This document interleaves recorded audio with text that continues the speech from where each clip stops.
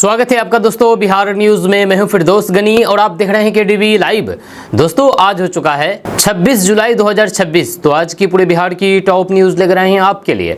Video शुरू करने से पहले आपसे एक रिक्वेस्ट है कि अगर आप पहली बार इस चैनल पर आए हैं तो चैनल को सब्सक्राइब करके बेल आइकन को प्रेस कर दीजिए और साथ ही साथ वीडियो को लाइक कर दीजिए, अपने दोस्तों के साथ शेयर भी कीजिए। तो चलिए चलते हैं आज की खबरों की ओर। युवाओं और छात्रों की बताई जा रही है जीत। जी हाँ, केंद्रीय शिक्षा मंत्री धर्मेंद्र प्रधान ने इस्तीफा दे दिया है। इस्तीफे के बाद राजनीतिक हलकों में कई तरह की चर्चाएं तेज हो गई है। रिपोर्ट्स के अनुसार इस्तीफा लंबे समय से चल रहे छात्र आंदोलन, पेपर लीक विवाद और शिक्षा व्यवस्था को लेकर के बढ़ते दबाव के बीच आया है। इसके बाद सरकार ने शिक्षा क्षेत्र में व्यापक सुधारों की दिशा में कदम बढ़ाने के संकेत दिए हैं। इस्तीफे के बाद सरकार की ओर से परीक्षा प्रणाली में पारदर्शिता बढ़ाने, जवाबदेही तय करने और पेपर लीक जैसे मामलों पर सख्त कार्रवाई की घोषणा की गई है।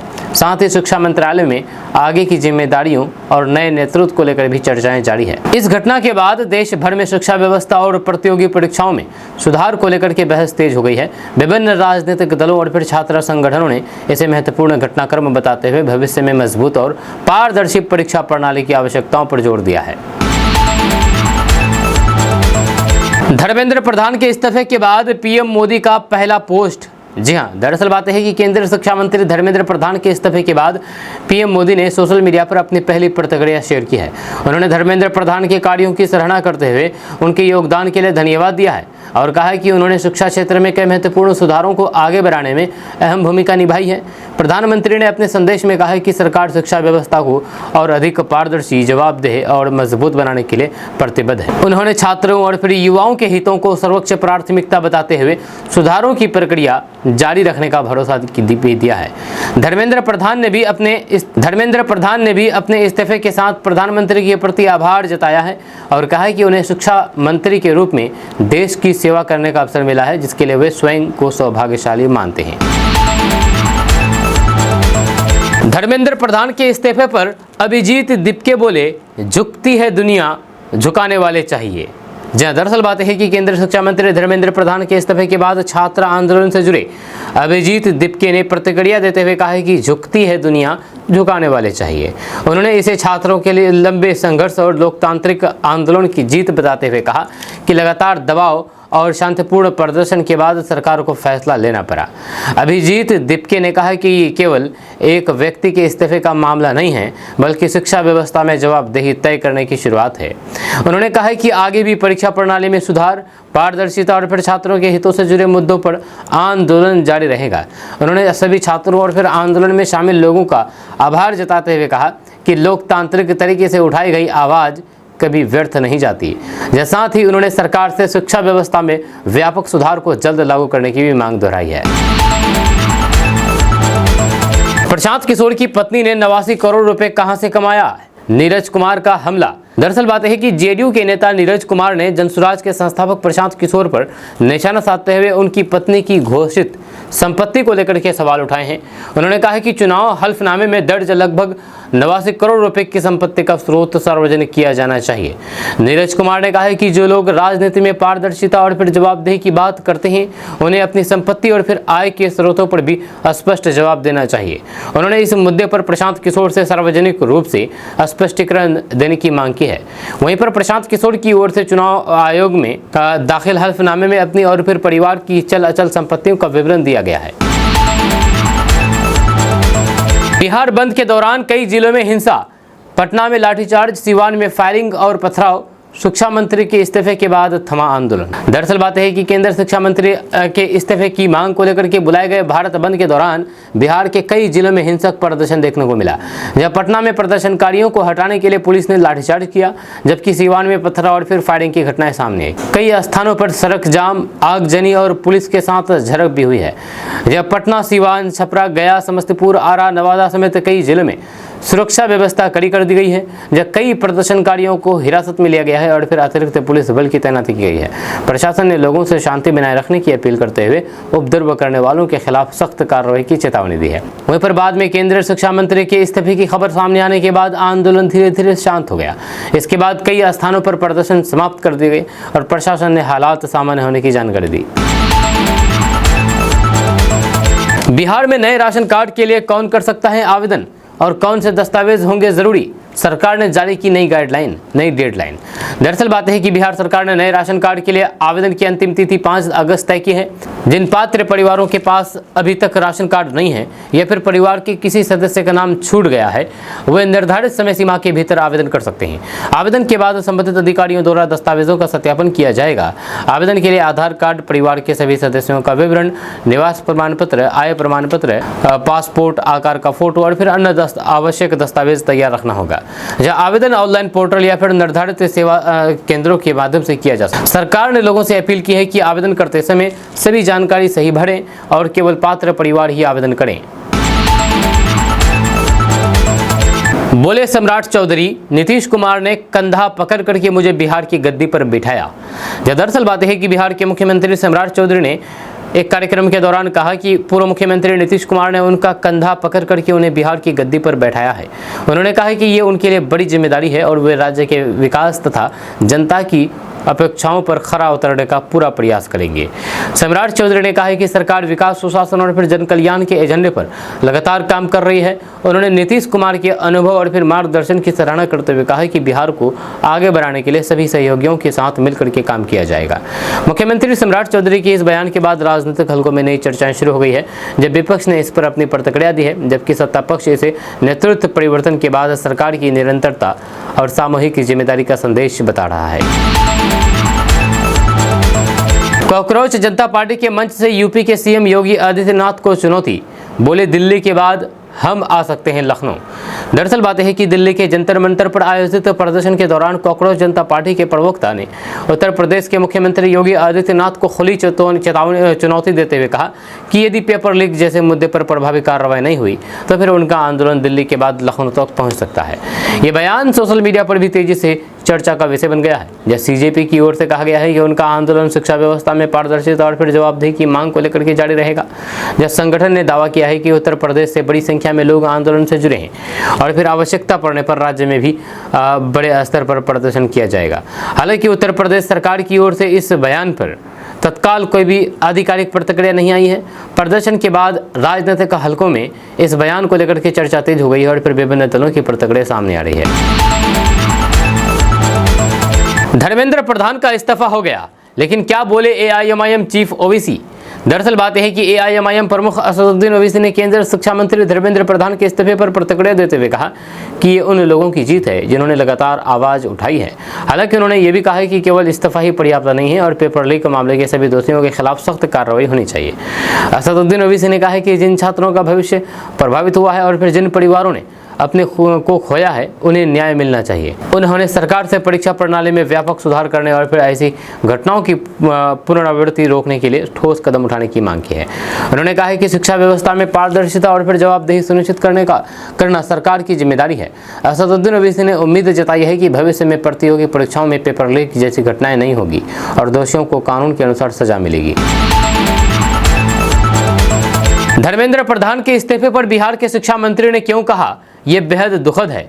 दरअसल बात है कि केंद्रीय शिक्षा मंत्री धर्मेंद्र प्रधान के इस्तीफे पर बिहार के शिक्षा मंत्री मिथिलेश तिवारी ने प्रतिक्रिया देते हुए इसे बेहद दुखद बताया है। उन्होंने कहा है कि धर्मेंद्र प्रधान ने अपने कार्यकाल में नई शिक्षा नीति सहित कई महत्वपूर्ण सुधारों को आगे बढ़ाया और शिक्षा व्यवस्था को नई शिक्षा दिशा देने का काम किया। मिथिलेश तिवारी ने कहा है कि पेपर लीक जैसी घटनाएं दुर्भाग्यपूर्ण हैं, लेकिन किसी एक व्यक्ति को पूरी व्यवस्था के लिए जिम्मेदार ठहराना उचित नहीं है। उन्होंने विश्वास जताया है कि केंद्र सरकार और फिर शिक्षा व्यवस्था को और मजबूत बनाने के लिए आवश्यक कदम उठाती रहेगी। उन्होंने कहा है कि धर्मेंद्र प्रधान का योगदान लंबे समय तक याद रखा जाएगा और शिक्षा क्षेत्र में शुरू किए गए सुधारों को आगे भी जारी रखना चाहिए। इनके इस बयान के बाद राजनीतिक हलकों में चर्चा तेज हो गई है। धर्मेंद्र प्रधान के इस्तीफे पर आम आदमी पार्टी के सांसद संजय सिंह का बड़ा बयान। दरअसल बात है कि धर्मेंद्र प्रधान के इस्तीफे पर आम आदमी पार्टी के वरिष्ठ नेता संजय सिंह ने कहा है कि अब देश में हर गलती की जवाबदेही तय होगी। उन्होंने कहा है कि युवाओं के आंदोलन ने सरकार को फैसला लेने पर मजबूर कर दिया और ये छात्रों की बड़ी जीत है। संजय सिंह ने कहा कि पेपर लीक के खिलाफ शुरू हुई लड़ाई अब रोजगार और शिक्षा व्यवस्था में व्यापक सुधार की दिशा में आगे बढ़ेगी। उन्होंने आंदोलन में शामिल युवाओं और फिर छात्रों को बधाई देते हुए कहा कि लोकतांत्रिक तरीके से उठाई गई आवाज़ ने बड़ा बदलाव लाने का काम किया है। उन्होंने ये भी कहा कि सरकार को भविष्य में ऐसी घटनाओं की पुनरावृत्ति रोकने के लिए ठोस कदम उठाने होंगे ताकि प्रतियोगी परीक्षाओं की निष्पक्षता और छात्रों का भरोसा कायम रह सके। क्या कॉकरोच जनता पार्टी आगे चुनावी मैदान में उतरेगी? प्रेस कॉन्फ्रेंस में सीजेपी ने कर दिया बड़ा ऐलान। दरअसल बात है कि केंद्रीय शिक्षा मंत्री धर्मेंद्र प्रधान के इस्तीफे के बाद आयोजित प्रेस कॉन्फ्रेंस में कॉकरोच जनता पार्टी ने अपना आंदोलन को समाप्त करने का ऐलान कर दिया है। इस दौरान संगठन से चुनाव लड़ने को लेकर के सवाल पूछा गया, जिस पर सीजेपी नेताओं ने स्पष्ट कर दिया है कि फिलहाल उनका उद्देश्य राजनीतिक पार्टी बना करके चुनाव लड़ना नहीं है, बल्कि छात्रों और फिर शिक्षा से जुड़े मुद्दों पर जन आंदोलन जारी रखना है। सीजेपी ने कहा है कि उनका आंदोलन किसी राजनीतिक लाभ के लिए नहीं था। संगठन का दावा है कि सरकार द्वारा उनकी प्रमुख मांगे स्वीकार किए जाने के बाद आंदोलन समाप्त किया गया है और अब आगे भी शिक्षा व्यवस्था में सुधार तथा छात्रों के हितों के लिए काम जारी रहेगा। प्रेस कॉन्फ्रेंस में संगठन के प्रतिनिधियों ने लोगों और फिर छात्रों का समर्थन के लिए आभार जताया है। उन्होंने कहा है कि भविष्य में यदि शिक्षा और फिर परीक्षा व्यवस्था से जुड़े मुद्दे सामने आते हैं तो फिर लोकतांत्रिक तरीके से अपनी आवाज़ उठाई जाएगी। कॉकरोच से पंगा ना ले, धर्मेंद्र प्रधान के इस्तीफे के बाद भी नहीं माने अभिजीत दिपके, अब रख दी ये शर्त। दरअसल बात है कि केंद्रीय शिक्षा मंत्री धर्मेंद्र प्रधान के इस्तीफे के बाद भी कॉकरोच जनता पार्टी के अध्यक्ष अभिजीत दिपके ने कहा कि आंदोलन की सभी मांगे पूरी कर ली नहीं हुई है। उन्होंने कहा कि कॉकरोच से पंगा ना ले और स्पष्ट कर दिया है कि संगठन आगे भी अपनी बाकी मांगों को लेकर के आवाज उठाता रहेगा। अभिजीत दिपके ने मांग की है कि जिन छात्रों ने कथित तौर पर पेपर लीक विवाद के कारण अपनी मांग जान गंवाई है, उनके परिवारों को 1 करोड़ रुपए का मुआवजा दिया जाए। इसके अलावा उन्होंने प्रदर्शन के दौरान कथित पुलिस कार्रवाई की निष्पक्ष जांच करके संबंधित अधिकारियों के खिलाफ कार्रवाई की भी मांग उठाई है। उन्होंने कहा कि शिक्षा मंत्री का इस्तीफा एक महत्वपूर्ण कदम है, लेकिन आंदोलन का उद्देश्य केवल इस्तीफा नहीं था। जब तक शेष मांगों पर सरकार ठोस निर्णय नहीं लेती है, तब तक संगठन शिक्षा व्यवस्था में सुधार की मांग उठाता रहेगा। नीट विवाद के बीच धर्मेंद्र प्रधान का इस्तीफा, लेकिन शिक्षा मंत्री की इन 2 लाइनों ने चौंकाया। पत्र में ऐसा क्या लिखा? दरअसल बात है कि नीट यूजी विवाद के बीच केंद्रीय शिक्षा मंत्री धर्मेंद्र प्रधान ने अपने पद से इस्तीफा दे दिया है। अपने इस्तीफे में उन्होंने लिखा है कि शिक्षा मंत्री के रूप में मुझे देश की सेवा करने का अवसर मिला, उनके लिए मैं सम्मान की बात रही है मुझे। उन्होंने प्रधानमंत्री मोदी के नेतृत्व में सहयोग के लिए आभार जताया है। उन्होंने कहा अपने पत्र में ये भी कहा कि उन्होंने पूरी निष्ठा और फिर ईमानदारी के साथ अपना दायित्व का निर्वहन करने का प्रयास किया है। साथ ही उन्होंने विश्वास जताया है कि केंद्र सरकार शिक्षा में क्षेत्र में सुधार और परीक्षा प्रणाली को अधिक पारदर्शी बनाने की दिशा में काम जारी रखेंगी। बिहार में बंद के दौरान सीवान में बवाल, एसपी समेत कई पुलिसकर्मी घायल, 3 युवकों को लगी गोली। दरअसल बात है कि बिहार बंद के दौरान शनिवार को सीवान में प्रदर्शन हिंसक हो गया। प्रदर्शनकारियों और पुलिस के बीच झड़प, पथराव और फिर लाठीचार्ज की स्थिति बन गई। इस दौरान सीवान के पुलिस अधीक्षक एसपी पूरण कुमार झा समेत कई पुलिसकर्मी घायल हो गए, जबकि गोली लगने से 3 युवक भी घायल हुए। घायलों का इलाज अस्पताल में कराया जा रहा है। जानकारी के अनुसार प्रदर्शन के दौरान हालात बिगड़ने पर पुलिस ने भीड़ को नियंत्रित करने के लिए लाठीचार्ज किया, आंसू गैस के गोले छोड़े और हवाई फायरिंग भी की गई। घटना के बाद पूरे इलाके में अतिरिक्त पुलिस बल तैनात कर दिया गया है। प्रशासन ने उपद्रवियों की पहचान करके कार्रवाई शुरू कर दी है। पुलिस का कहना है कि 3 युवकों को गोली किसकी लगी, इसकी जांच की जा रही है। वहीं पर घटना के बाद राजनीतिक दलों की ओर से भी प्रतिक्रिया सामने आई है। प्रशासन ने लोगों से शांति बनाए रखने और फिर अफवाहों पर ध्यान न देने की अपील की है। धर्मेंद्र प्रधान का इस्तीफा, बीजेपी की सबसे बड़ी हार क्यों? दरअसल बात है कि धर्मेंद्र प्रधान के इस्तीफे को लेकर के राजनीतिक बहस तेज हो गई है। विपक्षी दलों ने इसे छात्रों के लंबे आंदोलन और फिर सरकार पर बढ़ते दबाव का परिणाम बताया है, जबकि भाजपा ने इसे नैतिक जिम्मेदारी और फिर शिक्षा सुधार में व्यवस्था में सुधार की दिशा में उठाया गया कदम बताया है। राजनीतिक विश्लेषकों का मानना है कि ये घटनाक्रम इसलिए महत्वपूर्ण माना जा रहा है क्योंकि लंबे छात्र आंदोलन के बाद सरकार ने बड़ा फैसला लिया है। विपक्ष इसे सरकार के लिए राजनीतिक झटका बता रहा है। वहीं पर भाजपा का कहना है कि सरकार छात्रों के हित में आवश्यक निर्णय लेने के लिए प्रतिबद्ध है। घबराहट में सरकार ने दिया इस्तीफा, धर्मेंद्र प्रधान के इस्तीफे पर कांग्रेस ने दिया बड़ा बयान, कह दी बड़ी बात। दरअसल बात है कि केंद्रीय शिक्षा मंत्री धर्मेंद्र प्रधान के इस्तीफे के बाद कांग्रेस ने केंद्र सरकार पर निशाना साधते हुए कहा कि यह फैसला छात्रों के आंदोलन और फिर बड़े जन बदलाव का परिणाम है। पार्टी ने आरोप लगाया है कि सरकार ने दबाव और घबराहट में यह निर्णय लिया है। कांग्रेस नेताओं ने कहा है कि केवल मंत्री का इस्तीफा पर्याप्त नहीं है। उनके अनुसार पेपर लीक मामलों की निष्पक्ष जांच, जिम्मेदार अधिकारियों के खिलाफ कार्रवाई और परीक्षा प्रणाली में व्यापक सुधार भी आवश्यक है, ताकि भविष्य में ऐसी घटनाओं की पुनरावृत्ति न हो सके। पार्टी ने सरकार से छात्रों का विश्वास बहाल करने के लिए पारदर्शी और फिर जवाबदेह व्यवस्था लागू करने की मांग की है। वहीं पर केंद्र सरकार की ओर से शिक्षा व्यवस्था में सुधार और आवश्यक कदम उठाने की बात दोहराई गई है। सीजेपी ने वापस लिया आंदोलन, 3 दौर की बातचीत के बाद सीजेपी नेता बोले सरकार ने हमारी सभी मांगे मान ली। जहाँ दरअसल बात है कि सीजेपी के प्रतिनिधियों यानी कि कॉकरोच जनता पार्टी के प्रतिनिधियों के बीच 3 दौर की बातचीत के बाद आंदोलन समाप्त करने की घोषणा कर दी गई। जहाँ वहीं पर संयुक्त प्रेस कॉन्फ्रेंस में सीजेपी नेताओं ने कहा है कि सरकार ने उनकी सभी प्रमुख मांगे स्वीकार कर ली हैं, जिसके बाद जंतर मंतर सहित देश भर में चल रहे विरोध प्रदर्शन तत्काल प्रभाव से वापस लेने का फैसला किया गया है। सीजेपी के नेताओं ने बताया है कि वार्ता के दौरान शिक्षा व्यवस्था से जुड़े मुद्दों, छात्रों के हितों और फिर आंदोलनकारियों की मांगों पर सहमति बनी है। इसके बाद प्रदर्शनकारियों से शांतिपूर्ण ढंग से अपने अपने घर लौटने की अपील की गई है। संगठन ने आंदोलन के दौरान समर्थन देने वाले छात्रों और फिर नागरिकों का आभार भी जताया है। सरकार और सीजेपी के बीच बनी सहमति के बाद आंदोलन समाप्त होने से लंबे समय से जारी गतिरोध खत्म हो गया है। दोनों पक्षों ने संवाद के जरिए समाधान निकालने को सकारात्मक कदम बताते हुए भविष्य में भी शिक्षा से जुड़े मुद्दों पर बातचीत जारी रखने की बात कही है। धर्मेंद्र प्रधान की बलि चढ़ी, शिक्षा मंत्री के इस्तीफे पर बीजेपी की इस नेता ने खोला मोर्चा।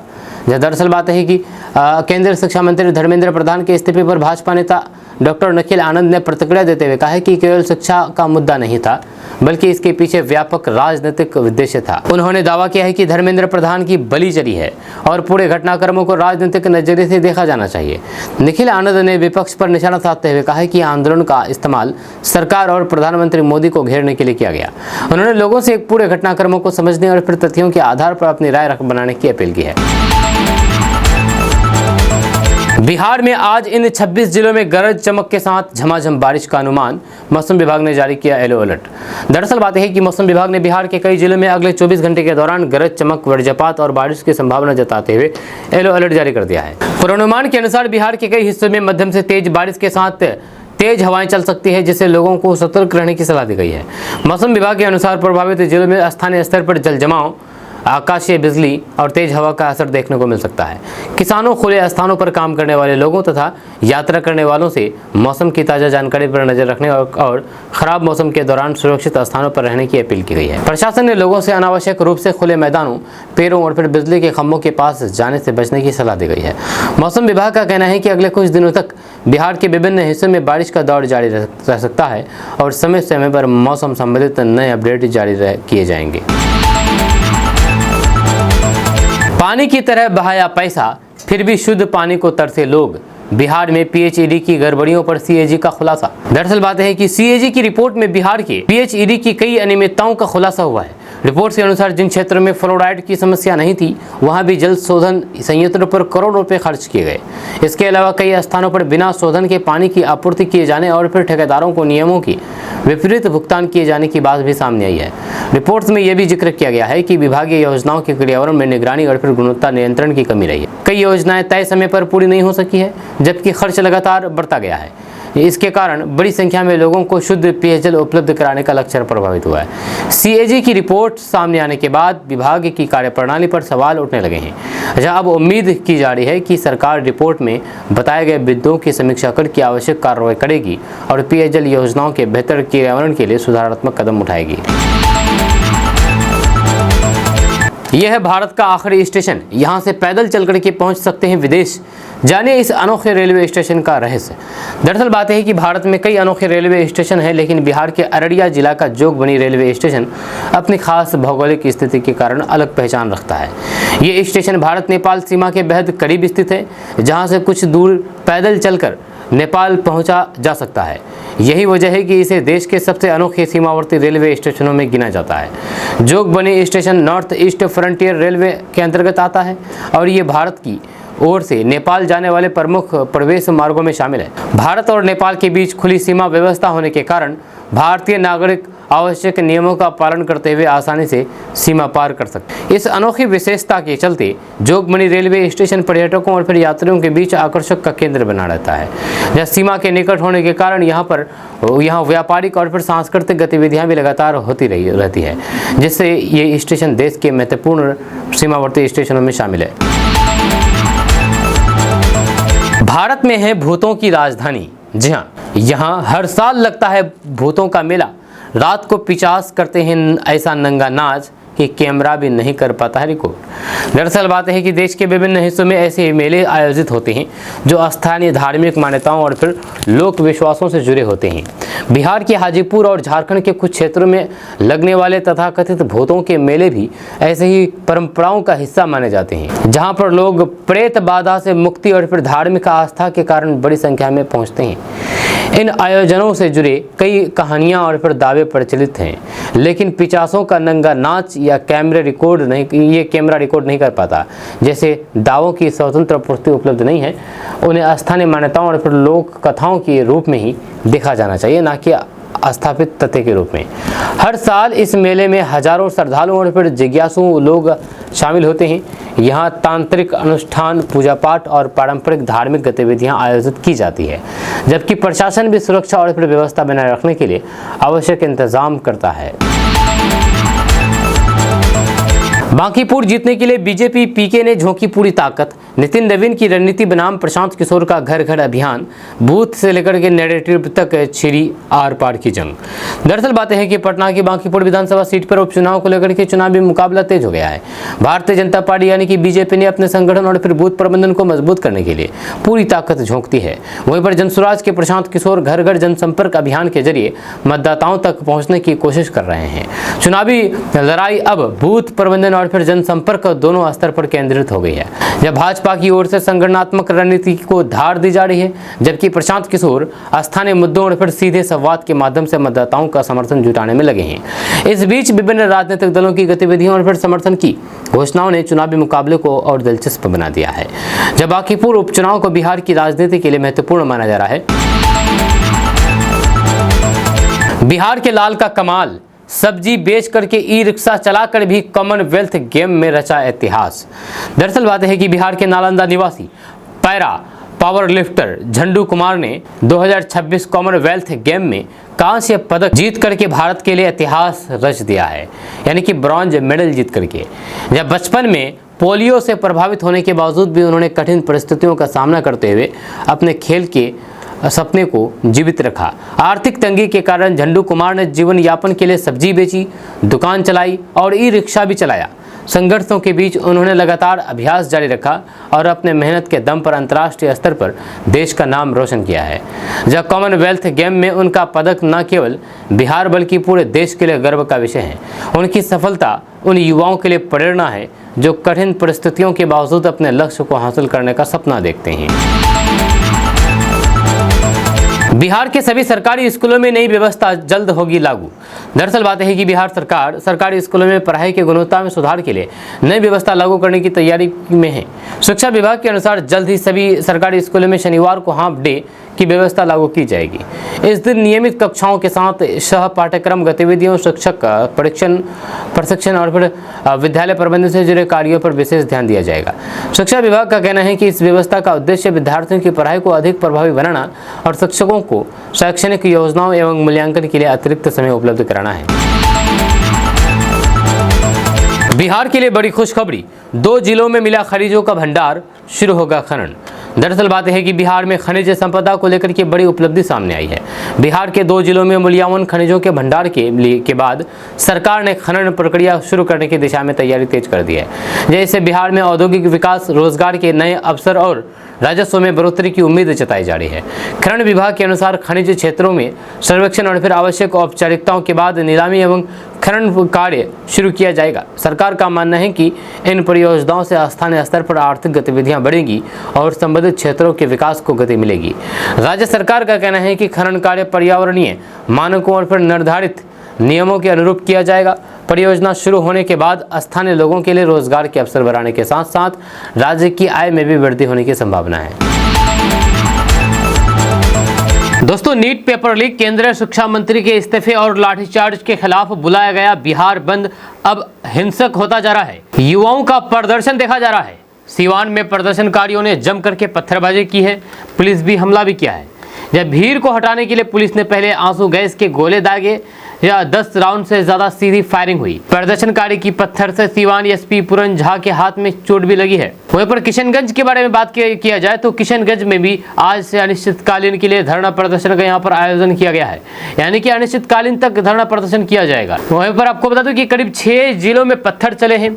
इधर छपरा में छात्रों ने उग्र प्रदर्शन करते हुए सरकारी बिल्डिंग में चढ़ करके पोस्टर फाड़े हैं, बैरिकेडिंग लेकर के भागते नजर आए हैं युवा।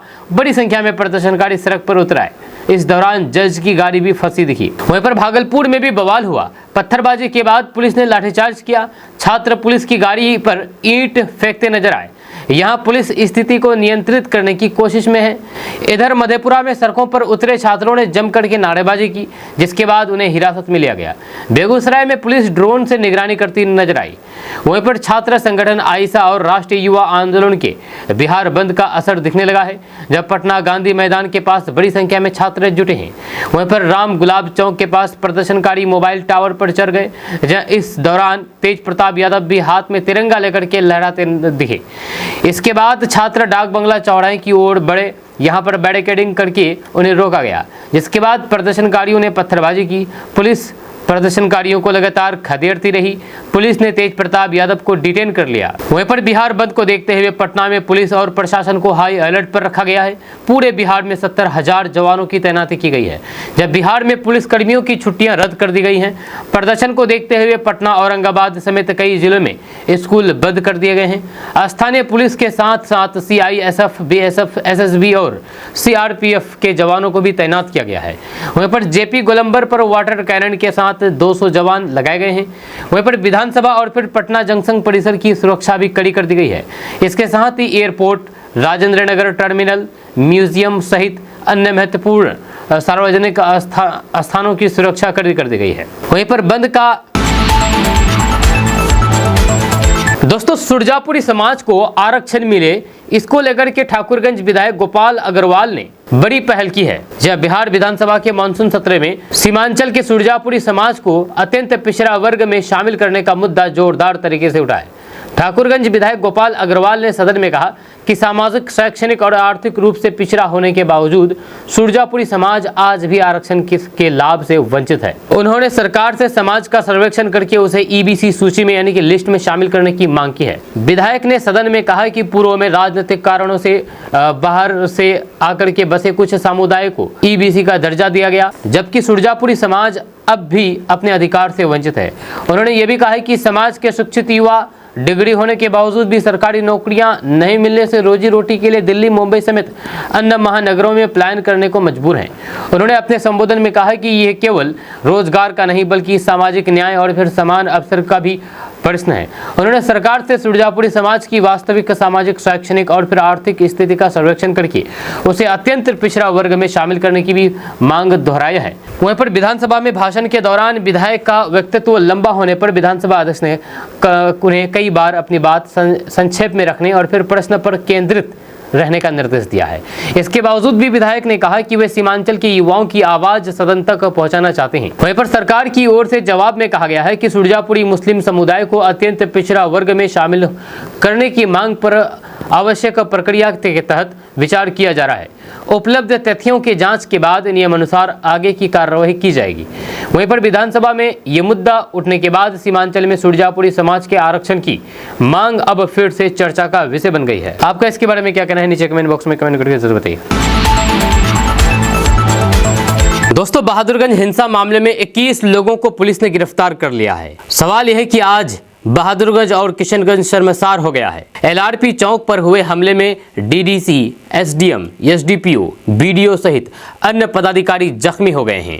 अब सवाल यह है कि इस हिंसा का जिम्मेदार कौन होगा? आखिर क्यों बहादुरगंज में शांतिपूर्ण विरोध प्रदर्शन हिंसक रूप ले लिया, जबकि धरना तो बिल्कुल शांतिपूर्ण तरीके से चल रहा था? क्यों अधिकारियों की गाड़ी तोड़े गए? क्यों अधिकारियों पर हमला किया गया? क्यों पुलिस कर्मियों को दौरा दौरा करके हमला किया गया? ये बहुत बड़ा सवाल है। 21 लोगों को पुलिस ने गिरफ्तार किया है। 21 लोगों की गिरफ्तारी हुई है। जोश में होश गंवाने वाले अब इन 21 लोगों का क्या होगा? ये लोग तो जेल चले जाएंगे, उनके घर वाले परेशान होंगे, दर दर के ठोकरें खाएंगे। क्या जरूरत पड़ी इस तरीके की हिंसा करने की? आखिर हमारा समाज जा कहाँ रहा है? ये विरोध प्रदर्शन तो हिंसक नहीं था, ये तो बिल्कुल शांतिपूर्ण तरीके से चल रहा था। लेकिन ऐसा क्यों हुआ? ये बहुत बड़ा सवाल है। हम आपको इस पूरी खबर के बारे में बताएंगे विस्तार से, डिटेल से। उससे पहले आप इस पेज को फॉलो कर लीजिए इसी तरह खबरें देखने के लिए। दरअसल बात है कि बहादुरगंज में आज जिस तरह से प्रशासनिक अधिकारियों के साथ दुर्व्यवहार किया गया, ये कहीं से भी सही नहीं है। अब इस मामले में 21 लोगों को तो गिरफ्तार कर लिया है। अब सवाल बनता है कि आखिर इस तरीके की चीज करने की जरूरत क्यों पड़ी, क्यों प्रशासन को टारगेट किया गया? क्या प्रशासनिक वरिष्ठ अधिकारी आपके प्रोटेस्ट को रोकने के लिए गया था? क्या आपके प्रोटेस्ट को बाधा डालने के लिए गया था, या फिर आपको नुकसान पहुंचाने गया था? ऐसा बिल्कुल भी नहीं, ऐसा कुछ भी नहीं हुआ। यह अधिकारी तो आपकी ही रखवाली करने के लिए गया था। लेकिन कुछ हुड़दंगी युवक जिसको कुछ अता पता नहीं है, सामाजिक मामलों पर कुछ जानकारी नहीं है, जिसको नशेबाजी करना है, जो गांव गली। दोस्तों, किशनगंज के रहने वाले डॉक्टर रकीब आलम ने 22 जुलाई 2026 को बिहार के माननीय पंचायती राज मंत्री दीपक कुमार जी से पटना में मुलाकात की। मुलाकात के दौरान डॉक्टर रकीब आलम ने पंचायती राज मंत्री महोदय से बिहार राज्य में सतत विकास लक्ष्यों के तहत गुणवत्तापूर्ण शिक्षा, लैंगिक समानता, अच्छा स्वास्थ्य और खुशहाली, शांति, न्याय और मजबूत संस्थानों को बढ़ावा देने की मांग की। डॉक्टर रकीब आलम ने पंचायती राज मंत्री महोदय से प्रत्येक क्षेत्र में नैदानिक मनोवैज्ञानिकों और फिर मनोचिकित्सक की नियुक्ति और फिर राज्य में मानवता और शांति मंत्रालय की स्थापना की मांग की है। डॉक्टर रकीब आलम ने पंचायती राज मंत्री महोदय को ज्ञापन प्रस्तुत किया है। ज्ञापन में क्या क्या लिखा है, आइए इस बारे में बात करते हैं। दरअसल ज्ञापन में डॉक्टर रकीब आलम ने लिखा है कि माननीय महोदय, आजकल मानवता खतरे में है। हमें उच्च नैतिक मूल्यों वाले अच्छे मानवों का निर्माण करना आवश्यक है। आत्ममुग्ध व्यक्तित्व विकार से ग्रस्त व्यक्ति समाज और विश्व शांति के लिए सबसे बड़ा खतरा है। आत्ममुग्ध व्यक्तित्व विकार से ग्रस्त अधिकांश व्यक्ति के शिकार अवसाद से पीड़ित हैं, जिसके कारण जान जाने की प्रवृत्ति बढ़ जाती है। साथ ही अनिद्रा, चिंता, उच्च रक्तचाप, जिसके कारण हृदय गति रुक जाती है, गठिया, भ्रमपूर्ण परजीवी संक्रमण, मस्तिष्क की सुस्ती, आत्मसम्मान की कमी, आघात से जुड़ाव, नशीली दवाओं की लत आदि जैसी समस्याओं से भी ग्रस्त है। अधिकांश हत्यारे, लड़कियों के साथ गलत काम करने वाले, संगठित अपराधी, चोर, लुटेरे, साइबर अपराधी, गुंडे और झपटमार आत्ममुग्ध व्यक्तित्व विकार से ग्रस्त हैं। सामान्य जनसंख्या में आत्ममुग्ध व्यक्तित्व विकार से ग्रस्त व्यक्तियों की संख्या लगभग 1 से 2% है। वहीं पर आत्ममुग्ध व्यक्तित्व विकार से ग्रस्त व्यक्ति सबसे बड़े पाखंडी होते हैं और उनके पापों का पर्दाफाश आसानी से नहीं हो पाता। प्रत्येक जिले, न्यायालय, अस्पताल, पुलिस स्टेशन, पंचायत, विद्यालय, रजिस्ट्री ऑफिस, महाविद्यालय, संस्थान और विश्वविद्यालय में आत्ममुग्ध व्यक्तित्व विकार से पीड़ित व्यक्तियों की पहचान करने के लिए ऐसे नैदानिक मनोवैज्ञानिकों की नियुक्ति आवश्यक है, जो दुर्व्यवहार से उबरने में विशेषज्ञ हों।